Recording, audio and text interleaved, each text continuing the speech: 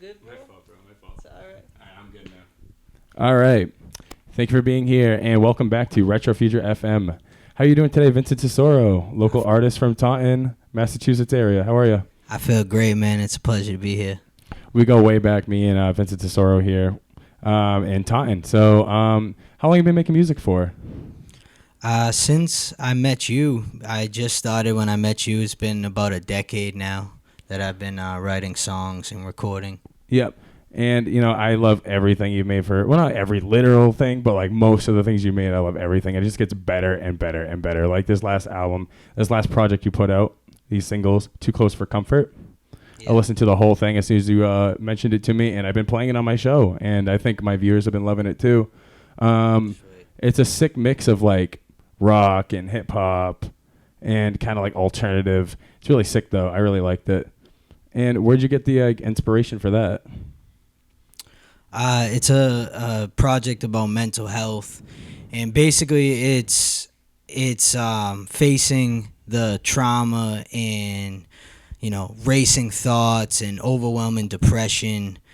Too Close for Comfort is those moments that you really don't want to face, that you're dealt with in life. You know, it's basically those things that we ignore in life. Yeah. So it really hits home. It hits home. The lyrics hit home. And basically the content of the project. It was a project that I wrote during the pandemic. Okay. So it was like I wrote it in a stage of isolation. Okay, I see.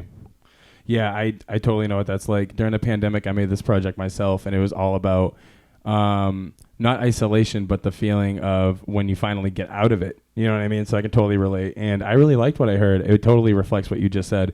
Had a lot of like growth and like growth from the bottom up, like a seed almost. Like it was a lot of pain, but I could see the like there like literally in the music sonically and what you're talking about. It was like coming from the bottom and getting yourself out. And some of it was a bit, you know, revealing, so to speak. You know what I mean? Yeah, absolutely. And it's super poppy and upbeat, but the lyrics are very dark and aggressive. So I think there may be a misconception of what it's truly about if you don't tune in and listen to the words. Yeah. Too Close for Comfort on all platforms for the most part. Vincent Tesoro. I really like the project, and I'm going to be playing it every day on the show. So tune in, guys. I want to say, how long has music been a part of your life, and who really first inspired you to start making music, so to speak? I know that's kind of vague because there's so many artists that you first listened to, but if you could really narrow it down to like that one, you know, who was like your maybe a producer or songwriter or rapper. The fact that I know thousands of artists, that's a difficult question, but let me think. So like I said, I've been recording for the past 10 years, and I started writing songs in about the 6th grade. I don't even know how long ago that is, like way longer than that. I guess It's been like 20 years now. I'm getting old. Yeah, in like middle school, I started writing punk songs. I tried to play the drums, couldn't get anywhere with that. I tried guitar, couldn't get anywhere with that. I feel you. I was in like a local band that didn't end up recording any songs, never played a show, and we actually kicked like one of our best friends out of the band because like we thought we were too good. The band, right? Yeah. And, been there, done that. So I kind of accepted the fact that that's not really in the cards for me. So I started rapping, just writing raps at about like 15 years old. And actually, the first time I recorded something was like across the street. For real? So like on County Street area? Yeah, like just recorded it on just a recorder on the laptop. And it gained a little bit of traction. And people were like, oh, you should take it more serious. Yeah. So I started performing. I started finding a studio and laying down some tracks. And eventually that music has changed over time. I came to a point in my career where just the hip hop, I felt like the message that I was portraying was going over people's heads because it was spiritual, it was political, and everybody just wanted to party. And when I first met you, I remember that. Yeah. You know, so I just felt like to be honest, I felt like I should just quit because it just seemed like it was going nowhere, and I felt like my message wasn't getting across. I didn't fit in. And one of my mentors told me in the past, he said, when you make music, always, make music like the people that you've listened to growing up. So I kind of had a revelation. I was like, wait, well, who did I listen to growing up? And that was like punk bands like Blink-182, Sum 41, okay, all right, NoFX, Green Day, which answers your question as well. Those bands, like I used to sing I used to sing and like play air guitar with the headphones in in my bathroom, looking at the mirror, like spike my hair up and like pretend I was a rock star. You know? Yeah, we've all been there. And I was like, I can't play guitar, but I can play air guitar, like nasty. And it just makes you sonically aware of what you want to make down the line. And I hear it. No, I hear it though. It's insane because it's like if you guys look back at some of his older music, I don't know if it's out still, but you can hear it. All of it's still out. Awesome. Because I'm the type who was like in and out of my stuff. You know what I mean? I'll release it. I'll drop it. I'll release it because it's like stuff from so long ago. But anyways, if you listen to stuff from back then and you listen to it now, it's literally a mix of, I want to say, like, if you don't mind, I can say so many things. Like a lot of the rock stuff, which I'm not that keen on, so I'll say a lot of alternative, a little bit of metal, not a lot of metal. But there's a lot of like strange music vibes, a lot of like a little bit of J. Cole vibes, Eminem vibes, etc. Like a lot of lyrical, but the beats are always knocking on that. That old school, but not too old school. You know what I mean? I'd say that's spot on because strange music was a huge influence in my career. I was a huge Tech Nine fan, and everybody on his label. I opened up for Cess Crew a couple times, opened up for Mayday a few times, did a song with Mayday on my last album. It's called Revisit the Soul. Oh, for real? Just released a song with Chris Calico last year called Disappear. Okay. So they're a huge influence of mine. And who else did you say? I said, who else was it? Eminem, J. Cole. Yeah, and Eminem really hits home for me, not to be too cliche.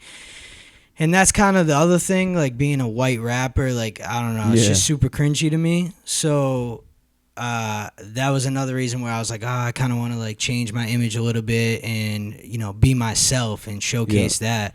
But, being in a broken home, my parents were divorced. At that time when the Eminem show came out, like I was really feeling those lyrics that he had to say. Definitely. So, I mean, I had that on repeat back when I had a Walkman. It was like Eminem and Boxcar Racer. A lot of like self image stuff in that album, I'd have to say. I mean, it's really vague, but you know what I mean? Like self-identification and everything in that period. I understand what you mean by that. And that's the thing. It's going to shape you as an artist. And I want to ask, when it comes to all of the shaping, do you see yourself, like, where do you see it going in the future? Like, do you see yourself staying in the kind of genre that you have now, the fusion, or do you see yourself kind of branching out into something else, Mm-hmm.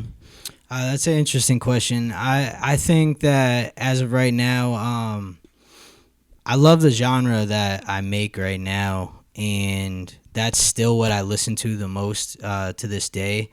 But the way music inspires me, you got R&B, you got hip hop, metal, punk rock.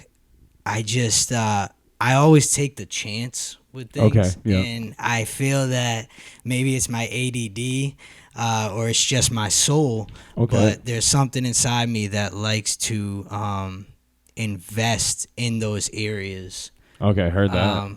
So like, I've never heard this before, but excuse me, don't be surprised if you hear like a metal R&B song.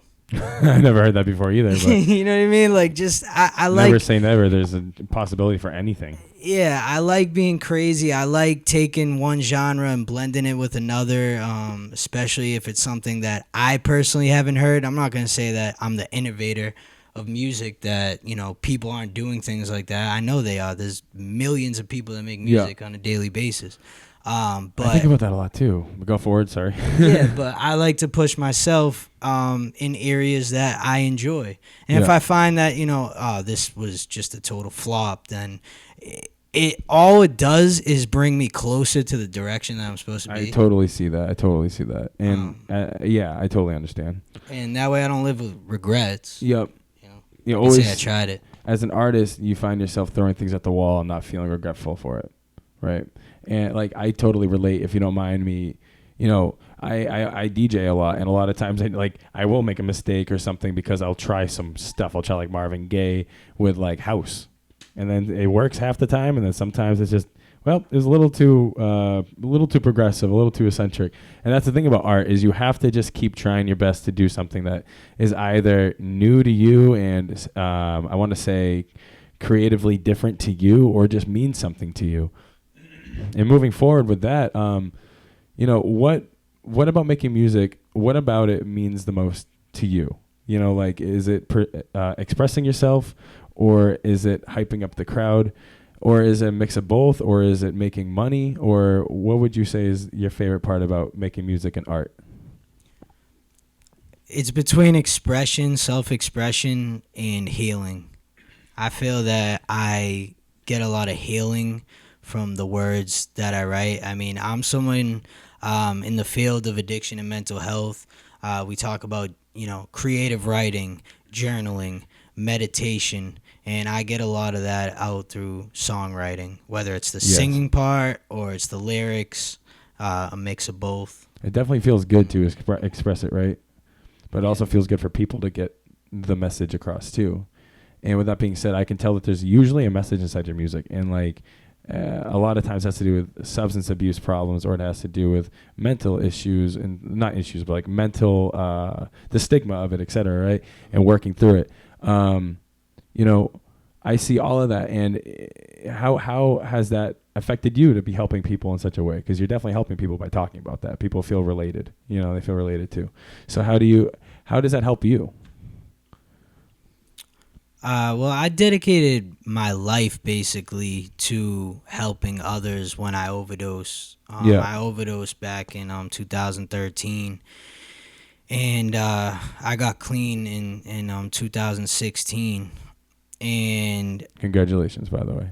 Thank you. And when I came back to life, because I stopped breathing, I came back to life, and the first thing that I heard was that I was given a fresh start, and I wanted to dedicate my life to those that are still struggling.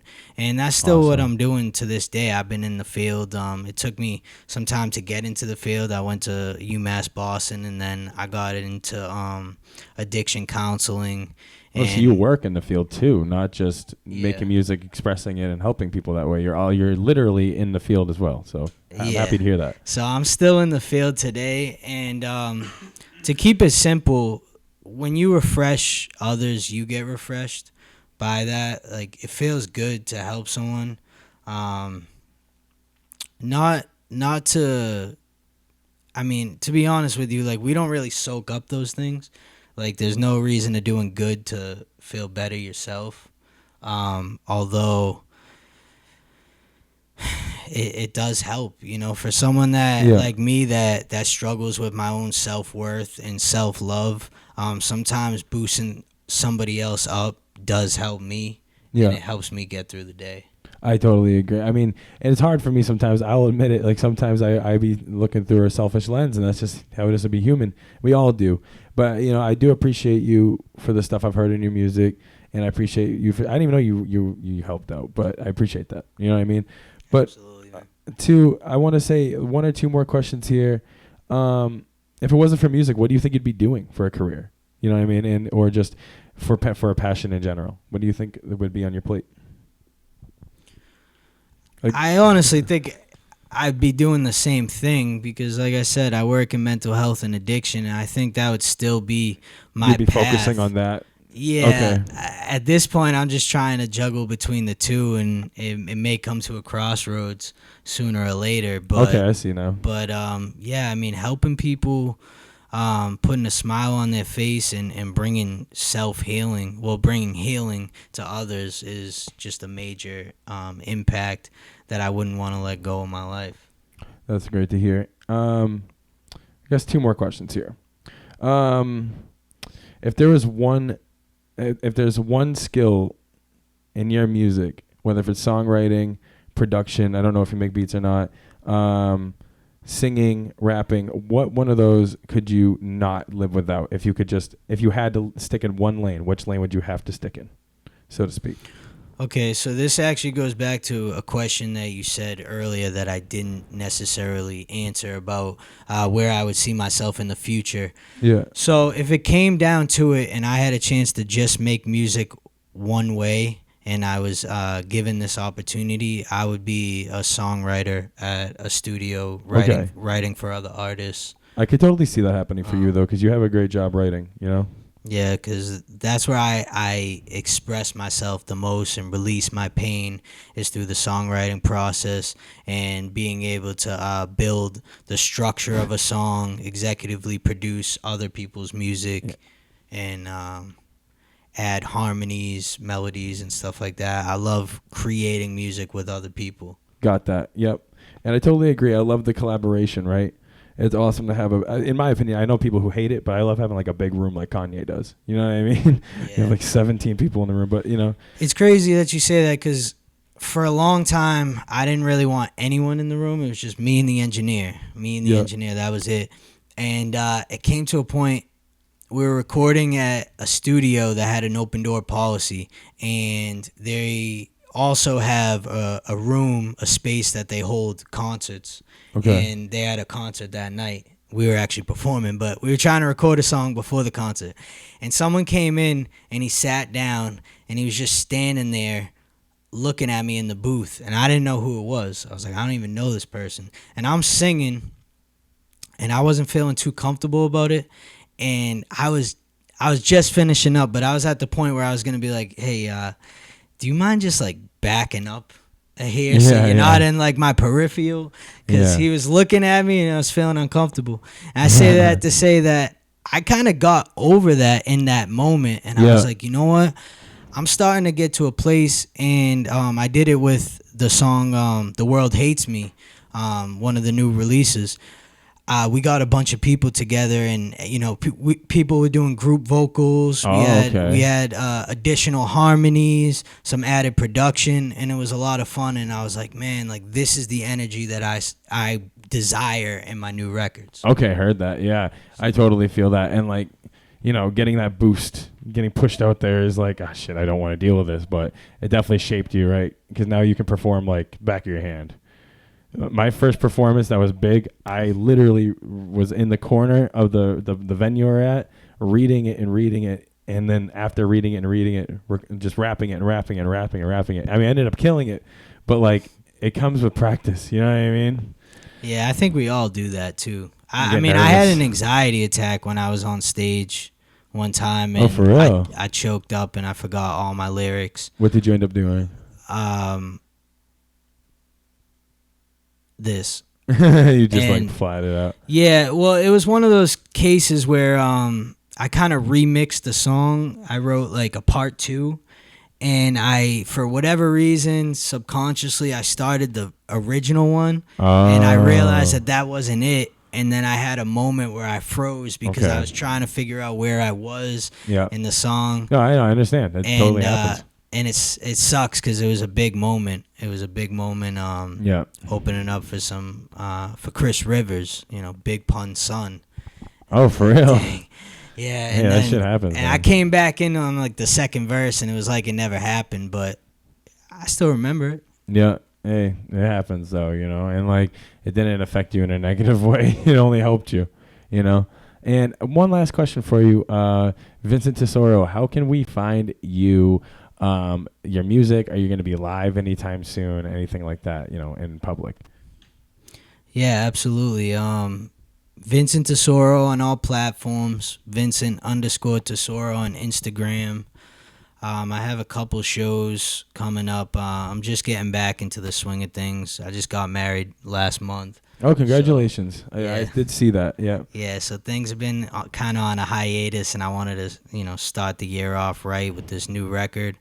And, I'm performing at a shoe store on the 27th, and I'm performing in Plymouth next month on the 24th. Okay. I don't really have all the details right now, but if you hit me up on Instagram or whatever you choose, I can get you the flyer and we can connect. You can come to the next show. Awesome. Definitely. And definitely hear his latest music, Too Close for Comfort, the singles. It is singles, right? An EP? It's an EP, yeah. Yeah. Definitely check that out, guys. There's 4 of them. They're all very good, and I really liked it. And you guys can hear Vincent Tesoro every day on my platform, Retro Future FM, which you're watching this interview on anyway. So make a free account and enjoy the content. Thank you so much, Vincent Tesoro. Yeah, absolutely. Thank you for having me. And it's only 11 minutes long, so you can listen to that like 3 times on your way to work. It was definitely an easy listen and not regrettable in any way. It was very great, easy listen. So thank you very much. Thank you. Can't wait to come back again on the next record. ASAP.